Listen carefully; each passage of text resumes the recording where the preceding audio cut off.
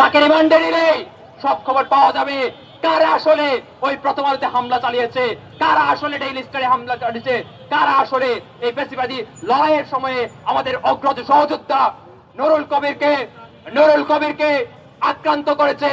সবকিছু পাওয়া যাবে ওই স্বরাষ্ট্র উপদেষ্টাকে যদি আপনারা গ্রেফতার করেন। মুক্তির জন্য ওই হাসিনার যে স্বৈরাচারী শাসন, যে ফ্যাসিবাদী দুঃশাসন, তার বিরুদ্ধে দাঁড়িয়ে আমরা এখানে কথা বলেছিলাম দিনের পর দিন।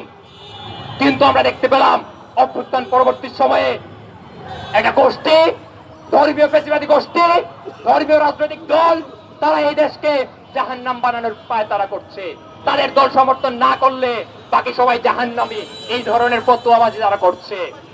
অথচ ওই দলের নেতারা লাখ লাখ বাংলাদেশের জনগণকে হত্যা করেছিল 1971-এর মুক্তিযুদ্ধে।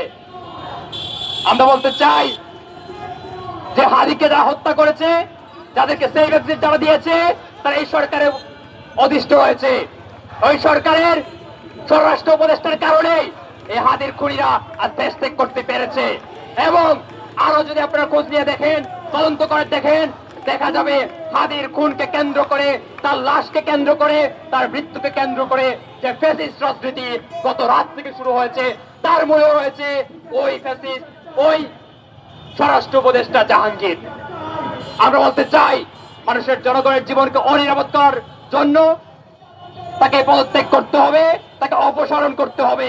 প্রতিটি ঘটনা একদম সূক্ষ্মভাবে বের হয়ে আসবে।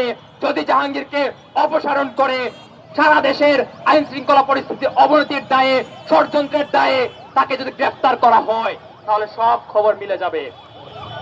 তাকে রিমান্ডে নিলেই সব খবর পাওয়া যাবে কারা আসলে ওই প্রথম আলোতে হামলা চালিয়েছে, কারা আসলে ডেইলি স্টারে হামলা চালিয়েছে, কারা আসলে এই ফ্যাসিবাদী লড়াইয়ের সময়ে আমাদের অগ্রজ সহযোদ্ধা নুরুল কবিরকে আক্রান্ত করেছে।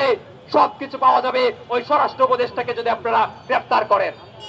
আমরা বলতে চাই বাংলাদেশের গণতন্ত্রকামী মানুষ এখনো মারা যায় নাই। তারা এসে লড়াই করেছে অতীতে, এখনো লড়াই করছে।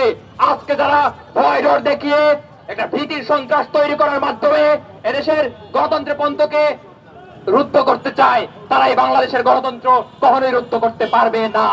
আমরা আজকে এই আহ্বান জানাতে চাই, হাদির খুনিদেরকে যদি গ্রেফতার না করেন, যদি এই স্বরাষ্ট্র উপদেষ্টাকে অপসারণ না করেন, এই বাংলাদেশে এই অন্তর্বর্তীকালীন সরকার কোনোভাবেই স্থিতিশীল অবস্থা তৈরি করতে পারবে না।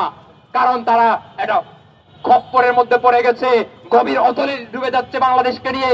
আমরা বলতে চাই, দেশবাসীকে বলতে চাই, আপনারা সোচ্চার হন, সন্ত্রাসের বিরুদ্ধে সোচ্চার হন, অগণতান্ত্রিক সকল শক্তির বিরুদ্ধে সোচ্চার হন। সবাইকে ধন্যবাদ।